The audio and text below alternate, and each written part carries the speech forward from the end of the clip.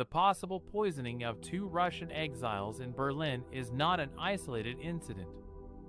It is part of a pattern of attacks against Kremlin critics and dissidents, both inside and outside Russia.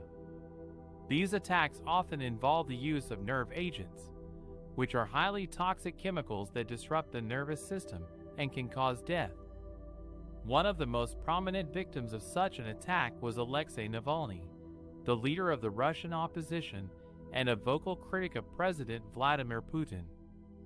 Navalny fell ill on a flight from Siberia to Moscow in August 2020 and was later airlifted to Germany for treatment. There, he was diagnosed with poisoning by a Novichok nerve agent, a military-grade weapon developed by the Soviet Union. Navalny survived the attack, but was arrested upon his return to Russia in January 2021 and sentenced to more than 2 years in prison on charges that he and his supporters say are politically motivated. Another case that drew international attention was that of Sergei Skripal, a former Russian spy who defected to Britain in Skripal, and his daughter Yulia were found unconscious on a park bench in Salisbury, England, in March 2018 after being exposed to a Novichok nerve agent. They both recovered after months of hospitalization, but a British woman who came into contact with the poison died.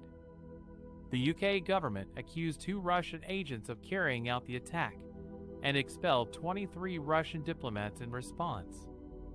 Russia denied any involvement and retaliated by expelling British diplomats.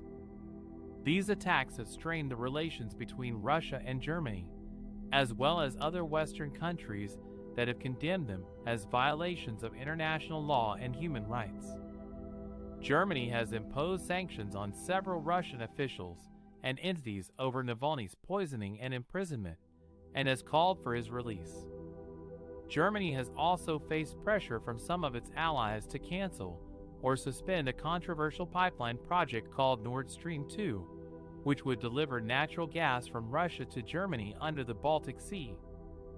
Critics of the project argue that it would increase Germany's dependence on Russian energy and undermine Ukraine's security and sovereignty. The possible poisoning of 2 Russian exiles in Berlin raises new questions about the safety and security of Kremlin opponents who live or travel abroad.